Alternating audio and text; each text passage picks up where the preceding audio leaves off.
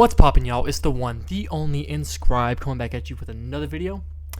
And today we're going to be having a little discussion slash story time about why I no longer really like DXM. But before we get into that, tell me how the mic quality is. I got my own, mic setup. I got a PC. I got a monitor here. Being moved out is great. Like, if y'all aren't moved out of y'all's parents' house, just become homeless or something and have like a gaming setup on the side of the road, bro. Like, it's worth it. It's great. Being able to do whatever you want, whenever you want, amazing. But anyways, that's enough yapping. Let's hop into this. So, why I no longer really like DXM.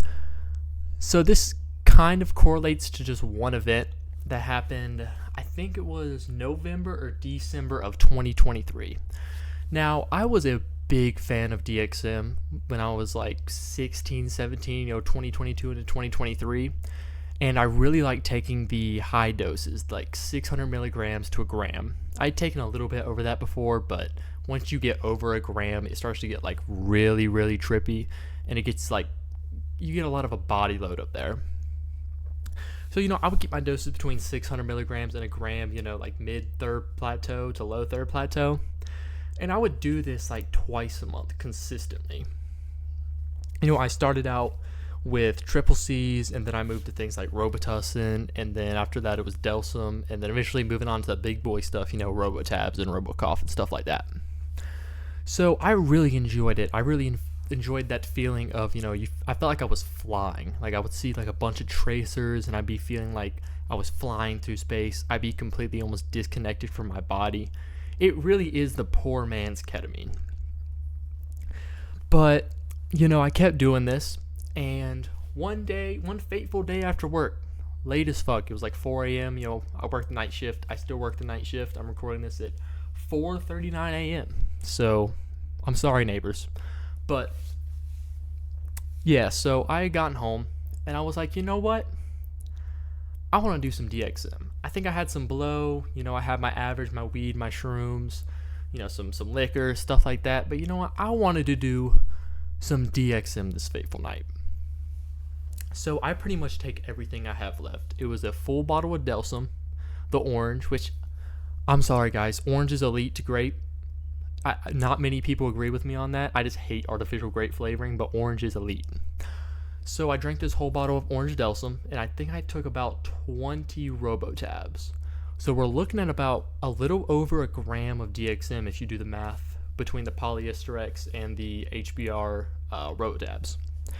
So I take this and I lay down, and I'm just excited. Like, during this period of my life, I would get almost more excited for a DXM trip than I would rolling off Molly. Like that really excited feeling right after you take it. So, I'm laying in bed, I'm waiting for it to kick in, and right off the bat, I have this super heavy nausea. Now, I had gotten that before, and I would just go to the bathroom and I would just dry heave, and I kind of feel better because I wouldn't eat anything before this, which is probably a dumb idea. But this time, it just wasn't going away. So I'm sitting there, I'm chilling out, the effects are starting to hit me. And eventually, I get that drop in my stomach. Like, if you're a human, which I hope you are, if you're not, you should go get that checked out by a medical professional. You've probably thrown up. So you probably know what I'm talking about when I say, that feeling in your stomach. When you've accepted that you're going to puke. Now, I hate puking. I would do anything to avoid puking. I would drink an entire bottle of Pepto-Bismol. But luckily, I do have a pretty resilient stomach. Like, I don't puke off many substances, even to this day. Like, no matter what I mix. But, this was going to happen. So I get up and I'm literally holding on to the walls, walking to the bathroom. I'm just straight shuffling, doing, the robo walk. And I finally get to the bathroom and I just start projectile vomiting this like pink sludge. I think it was maybe a mix of the Delsum and like my stomach acid, but it was disgusting right off the bat. So I'm thinking maybe after this I'll feel better. But I'm just sitting on the toilet, and this is going to get a little bit graphic. So if you're a little bit squeamish, you might want to skip past this part like a minute or two. I just start projectile diarrhea, straight liquid into the toilet. Like that really painful burning type diarrhea. So I'm sitting there and I'm like, fuck.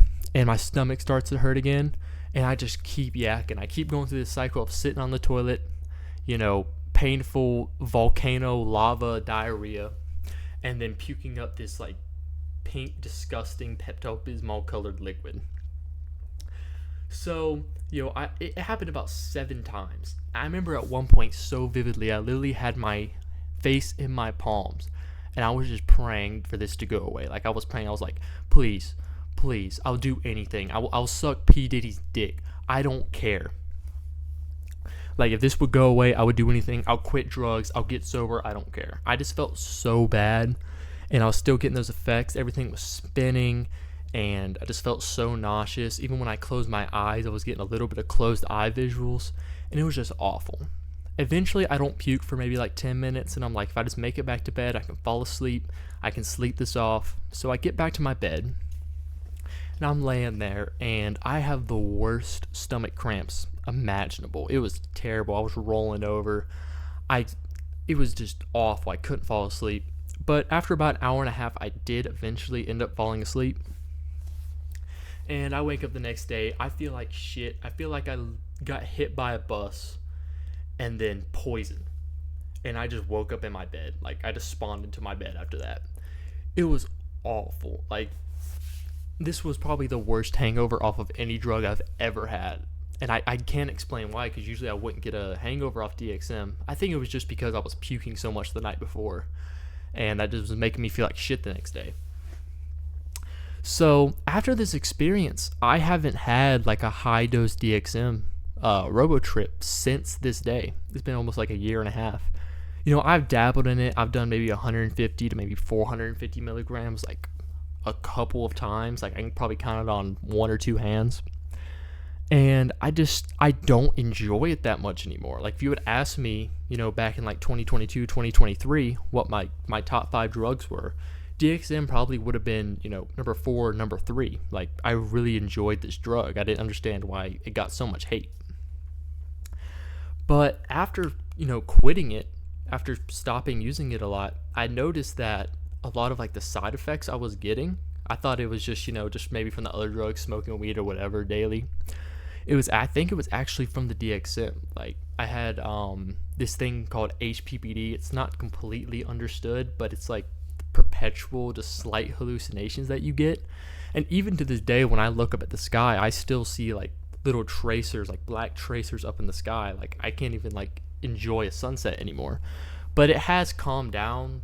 Like, when I was using it, even a little bit after, I would get these little mini panic attacks where I would completely dissociate from my body while I was just completely sober, and it freaked me out sometimes.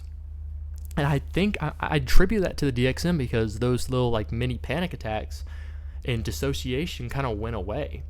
So, but I still had that little bit of HPPD, or what I think is HPPD, and that's kind of fucked, because no other drug has done that to me. No other drug has given me that kind of long-term side effect from only using it twice a month. So yeah, I'm kind of glad that happened, and it gave me a little bit of perspective change to, stop using DXM as much, or stop using it in high doses. And I would recommend you do the same if you're currently using DXM or are addicted to DXM. And just realize that it's kind of a shitty drug looking back on it, It makes you puke, makes you feel like kind of shit. Ketamine is just better in every single way. I understand the appeal because it's cheap, it's illegal, but it's just really bad for you. It has a bad liver toxicity. It takes a toll on your body. It takes a toll on all your mental. It releases serotonin if you're on, like, I can't remember if it's SSRIs or MOAIs, or if you mix it with certain, serotonergic drugs like tramadol or MDMA. It can really fuck you up, give you serotonin syndrome. And overall, the long-term effects of abusing this they're not understood, because, who's researching that? They don't give a fuck. The pharmaceuticals companies don't give a fuck as long as it sells, So I'm just not a big fan of DXM anymore. It's definitely taken off this pedestal that I had it on, a year, 2 years ago. And I'm actually glad for that. I was glad for this experience. It was a horrible experience. I'd actually say it was my worst ever drug experience. So yeah, don't do DXM or at least if you are going to do it safely. You know, don't take acetaminophen or guaifenesin, and keep your doses, you know, in moderation. And if you do it in moderation and you don't do it very often, you should be fine. But I mean, come on, don't play with your brain like that. You know, there's so many better drugs that are not nearly as bad for you. Like, you can get that same trippy feeling off shrooms, and it's going to feel better, and you're going to be completely fine afterwards. But yeah, anyways, guys, fuck DXM. Please watch how much DXM you use if you are using it. And ideally just quit. You know what I mean? Anyways, guys, that's why I don't like DXM as much anymore. Tell me if y'all like these kind of like discussion type videos and less of like a story time type video. And anyways, hopefully I'll have another video out soon. Peace out, y'all.